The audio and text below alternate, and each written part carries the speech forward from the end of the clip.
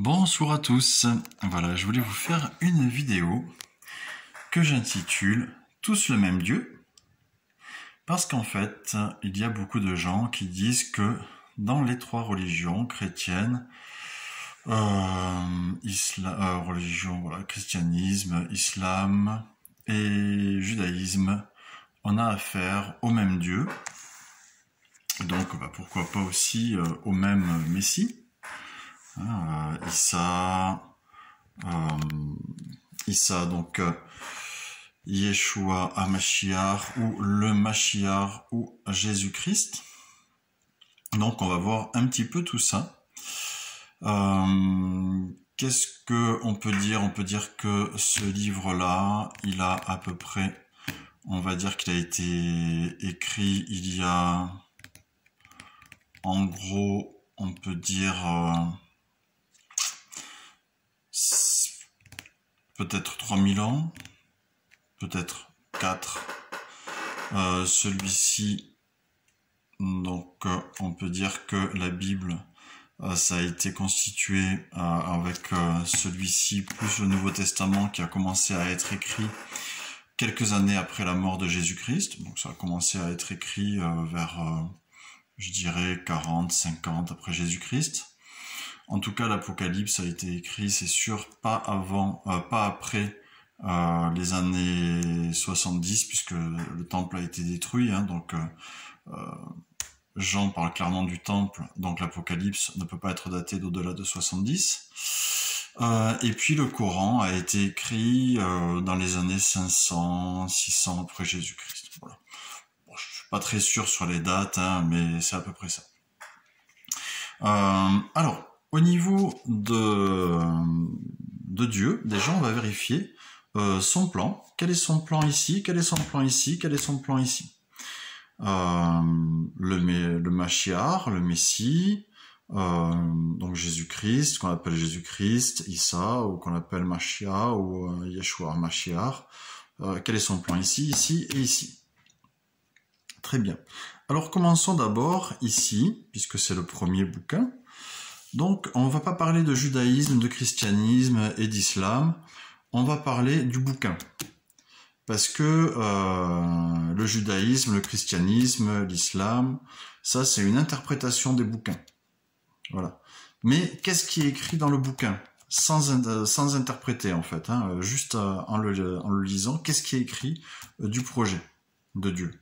Parce que suivant l'idéologie qui est promue par l'islam, par le christianisme ou par le judaïsme, eh bien, malgré que les choses soient écrites noir sur blanc, on les modifie. Donc là, nous, on va pas s'attacher à l'idéologie, on va s'attacher à ce qui est écrit noir sur blanc. Très bien. Alors, on part, premier voyage, dans la Bible hébraïque. Donc dedans, le projet de Dieu, eh bien, c'est de rétablir ce qui a été perdu depuis la chute, donc depuis Adam et Ève. Donc ça, c'est commun aux trois bouquins, je dirais, de tout rétablir dans l'ordre originel. Sauf que dans le Coran, on verra que ça se finit dans le jardin d'Éden, restauré, alors que dans ces deux livres-là, ça se finit dans une ville, la Jérusalem céleste. Pourquoi? Parce que l'être humain a choisi de vivre dans des villes, et donc l'Éternel respecte le choix de l'être humain, tout simplement. Alors, donc ici, quel est le rôle du Mashiach, donc du Messie que les Juifs attendent? Eh bien, il doit ressusciter les morts, il doit rétablir le temple de Jérusalem, de le reconstruire, il doit rétablir le royaume d'Israël. Également, on voit que le Mashiach, on le voit dans Daniel 7, eh bien, il doit aussi régner et vaincre Satan, donc vaincre le méchant. Il est aussi fils de Dieu, ça on le voit dans le psaume 2 et dans Ésaïe 1, 9, et il donne sa vie pour le salut des hommes, pour leur guérison, leur paix. Et donc ça, c'est dans Ésaïe 53. qui décrit sa mort et le pourquoi de sa mort.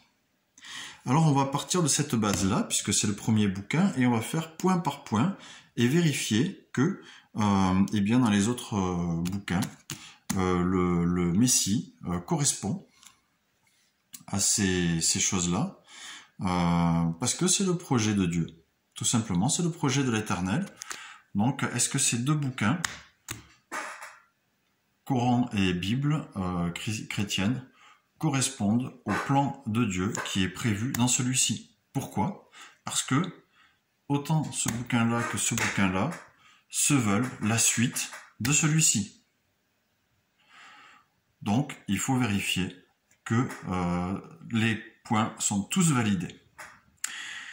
Premier point, le Mashiach doit ressusciter les morts.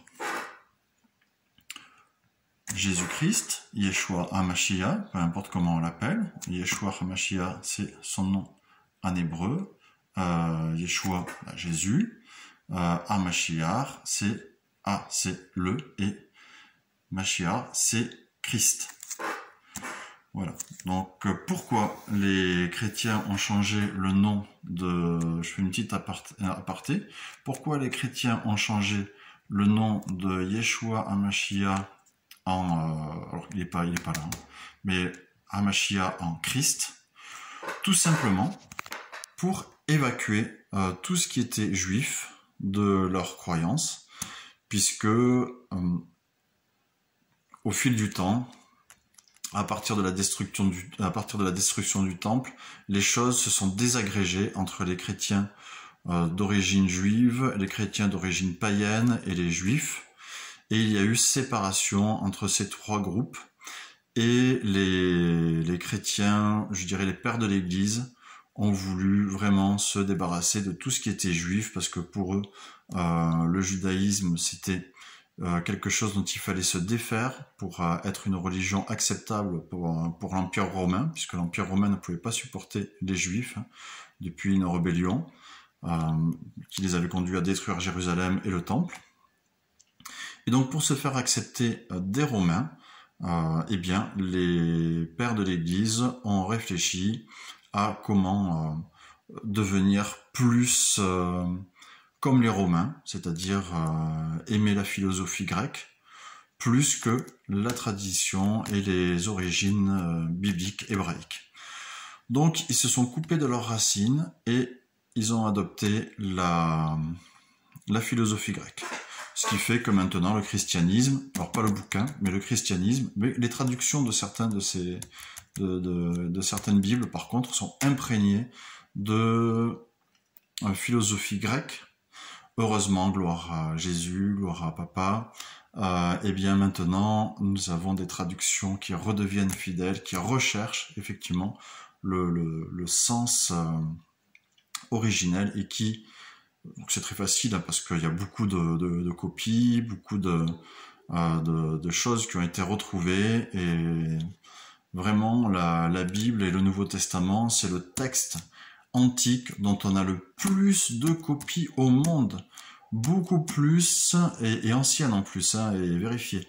Donc beaucoup plus que, par exemple, l'Iliade et l'Odyssée, dont personne ne remet l'origine en question. Vous voyez donc là, on est vraiment sur du sûr. Et sur du vraiment texte qui revient aux origines. Et qui nous ramène à nos anciens au vrai texte. Donc voilà, ils ont voulu se séparer et c'est pour ça qu'ils ont coupé et qu'ils ont les pères de l'Église et la première Église, les premiers catholiques, même l'Église romaine, a choisi d'appeler Jésus au lieu de Yeshua et Christ au lieu de Mashiach pour bien couper toute racine juive. Malheureusement, on a perdu pas mal du sens du mot Mashiach dans l'opération, puisque Christ, ça veut dire oint, et Mashiach, c'est beaucoup plus vaste que ça en fait. C'est le oint de l'Éternel, c'est celui qui est rempli de son Esprit Saint, c'est celui qui doit régner, c'est vraiment beaucoup de choses. Et aujourd'hui, on retourne à ce sens-là, mais ça a été perdu pendant un long moment. Et du coup, je vous invite à regarder la vidéo de Jean-Marc Taubois, enfin la série de vidéos sur le divorce entre les Juifs et les chrétiens. C'est vraiment super intéressant, ça va vous expliquer tout ça. Alors maintenant, je reviens à cette vérification du projet de Dieu. Donc, le Mashiach doit ressusciter les morts. Ok, c'est validé ici. Jésus, Yeshua, ressuscite les morts. Dans le Coran, c'est pareil, il ressuscite les morts. Jusque-là, on a le même Messie, le même, je dirais, les mêmes prérogatives qui sont données. Alors, le Messie doit rétablir le temple. Ici, le Messie doit rétablir le temple de Jérusalem. Ok, ici, eh bien, c'est déjà quelque chose qui est imagé avec l'Église, qui est une image du temple, mais c'est quelque chose que Yeshua fera aussi à l'avenir, dans le temps du millénium, c'est-à-dire dans son règne de 1000 ans, qui est prévu ici et ici. Voilà, c'est prévu le règne de 1000 ans dans Ésaïe 57, Ézéchiel 38-39. Donc là, dans Apocalypse aussi, c'est prévu. C'est aussi prévu dans des lettres de Paul, hein, il en parle également. Là, c'est pas prévu parce que le temple de Jérusalem n'est pas du tout prévu en reconstruction. Le Messie, donc Issa, ne s'occupe pas de rétablir le temple, il ne s'occupe pas de rétablir Jérusalem non plus. Donc là, on est déjà plus en accord avec ce livre ici. Ensuite, le royaume d'Israël, donc le Mashiach doit rétablir le royaume d'Israël. Ici, eh bien, c'est en accord avec ceci, puisque dans Apocalypse et puis d'autres passages de la Bible, eh bien, du Nouveau Testament, il est indiqué que Jésus, Yeshua, rétablira le royaume d'Israël sur terre pendant 1000 ans, avant ensuite de tout remettre à son Père. Et donc d'unir l'ancienne et la nouvelle Jérusalem pour l'éternité. Ici, il n'est pas du tout question de rétablir le royaume d'Israël, mais vraiment absolument pas. Puisqu'il est question d'instaurer plutôt la charia, donc il ne faut pas s'alarmer avec le terme charia, hein, ça veut juste dire loi, ok, d'accord, la charia coranique. Ensuite, ici, nous avons le Fils de l'homme qui apparaît en Daniel 7, c'est-à-dire que qui doit régner. Celui qui doit régner apparaît comme un Fils de l'homme, c'est-à-dire qu'il a une apparence humaine, mais il est vraiment glorieux, il apparaît sur les nuées, etc. Et il vaincra Satan, il vaincra le méchant. Ce qui est confirmé ici, c'est ce qui se passe dans l'Apocalypse, à la fin du livre de l'Apocalypse. Et aussi, on voit vraiment Jésus, Yeshua, qui est présenté comme ça dans Apocalypse chapitre 1. L'apôtre Paul en parle aussi dans ses épîtres. Ici, on sait simplement que Issa doit revenir pour vaincre Satan. Mais voilà, il n'est pas question de gloire ou de venir sur les nuées ou ce genre de choses. Donc là aussi, on est encore en désaccord. Ici, le Mashiach est fils de Dieu. Alors c'est pour ça que je dis on ne s'occupe pas du judaïsme, on s'occupe de ce qui est écrit dans le livre. Pourquoi? Parce qu'on le voit dans Psaume 2, et on le voit également dans Ésaïe 9. Là, je vous laisse lire ces textes. Et c'est également confirmé ici, dans Jean 1, Jésus, Yeshua est Dieu, comme il est dit ici. Dans Ésaïe 9, il est Dieu. Là aussi, dans le prologue de l'épître de Jean, de l'évangile de Jean, il est Dieu. Dans le premier chapitre, et on le voit également dans l'Épître aux Hébreux et aussi dans Apocalypse 1 et 2. Ici, le Mashiach, le Messie, pardon, Issa est simplement un homme et un prophète, pas plus que ça. Donc là encore, on est en désaccord avec le premier livre. Alors qu'on se veut la suite. Ensuite, dernier point, je dirais, eh bien, Yeshua donne sa vie, enfin le Mashiach, il n'est pas question de Yeshua ici, mais le Mashiach, je dirais, donne sa vie pour le salut des hommes. Ça, c'est dans Ésaïe 53. Donc il donne sa vie pour le salut des hommes, il donne sa vie pour la guérison des cœurs brisés, la guérison des malades, et surtout, le plus important, le salut éternel des hommes. Et ça s'accomplit à la croix. Ça, c'est prophétisé ici, et ça s'accomplit ici, dans les évangiles à la croix. Ensuite, Yeshua, Jésus, ressuscite pour être les prémices de la résurrection des morts. Parce que s'il n'est pas ressuscité, comme le dit l'apôtre Paul, ça sert à rien. Donc ici, on voit qu'il devait mourir et qu'il revient pour régner plus tard. Donc ici, on voit qu'il meurt et il reviendra, il ressuscite et il reviendra pour régner plus tard. On est dans la continuité, pas de problème. Ici, Allah a délivré Yeshua, a délivré Issa de la croix. Donc, Issa n'a pas donné sa vie. Issa ne voulait pas donner sa vie. De toute façon, hein, son projet n'était pas du tout de donner sa vie pour l'être humain. Alors que ici, et ici, nous apprenons que c'est le projet de Dieu, de l'Éternel, et la volonté de Yeshua, donc du Mashiach, d'accomplir ce plan éternel. Ici, ce plan éternel n'existe pas. Allah n'est jamais venu sur terre dans le corps d'un homme. Il n'a jamais donné sa vie pour les humains. Il n'est pas mort pour nous. Il n'est pas mort pour notre salut. Il n'est pas ressuscité.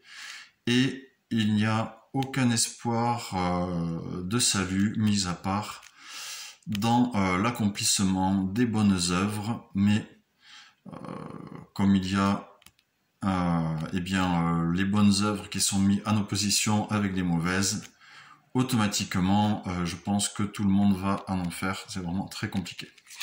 Là, le salut est dû à l'œuvre du Messie, à l'œuvre du Mashiach. Donc, c'est complètement différent ici.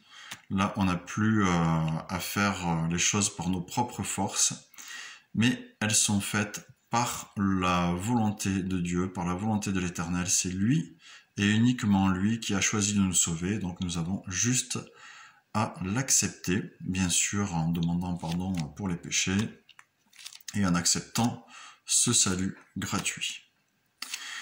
Donc là on a fait le tour du plan de Dieu un petit peu et du Messie dans les 3 livres. Donc déjà ça permet de se former une idée de savoir si ces 2 bouquins-là sont dans la continuité de celui-là ou pas. Si l'image du Messie qui est fournie par ce livre-là correspondent à celui-ci. Si le plan de Dieu qui est ici et ici correspond au plan de Dieu ici, puisque, je le rappelle, ces 2 bouquins se veulent la suite de celui-là. Qu'est-ce qu'on peut dire de plus? Le projet de Dieu dans la Bible juive est de sauver tous les hommes. Premièrement, de sauver tous les hommes par le biais d'Israël, qui engendre le Messie. Deuxièmement, qui rétablit le royaume d'Israël. Troisièmement, qui rétablit Jérusalem éternellement. Dans la Bible chrétienne, je dirais que tout s'accomplit en Yeshua. Donc, même Dieu, même Messie. Dans le Coran, du coup, je vous laisse en tirer votre conclusion. Et je vous laisse aussi ce conseil, cette recommandation. Je vous recommande vraiment de lire ces 3 livres. C'est vraiment très intéressant, même si vous n'êtes pas du tout croyant, que vous ne croyez ni à l'un ni celui-là. Je vous recommande quand même de les lire, parce que si vous regardez cette vidéo, c'est que peut-être vous en parlez. Si vous en parlez sans les avoir lus, eh bien, vous devez raconter un tas d'inepties. Donc, je vous invite, parce que même ceux qui les lisent régulièrement, moi je les lis régulièrement, bon, surtout celui-là et celui-là, celui-là moins, mais quand même, je m'attache à le lire pour raconter le moins d'inepties possible, mais forcément, je ne suis qu'un homme, Comme disent les musulmans disent Allah c'est mieux, moi je dirais eh bien Yeshua ou Papa, l'Éternel c'est mieux. C'est dans le sens de savoir, hein. Voilà. Et donc on peut faire toujours des erreurs. Et puis ne serait-ce que pour la culture et puis pour les textes, parce que ce sont vraiment de très beaux textes. Et puis si vous souhaitez faire la défense de votre religion, vraiment, il faut être juste, parce que dans les 3 livres, Dieu est présenté comme un Dieu qui est un Dieu de justice. Donc vraiment, ça serait injuste d'aller taper sur une de ces 3 religions sans en parler avec respect et sans la connaître. Voilà. Eh bien, en tout cas, j'espère que ce petit tour d'horizon vous sera utile. Et puis, que Dieu vous bénisse, que son esprit vous accompagne. Et je vous souhaite une bonne journée bénie.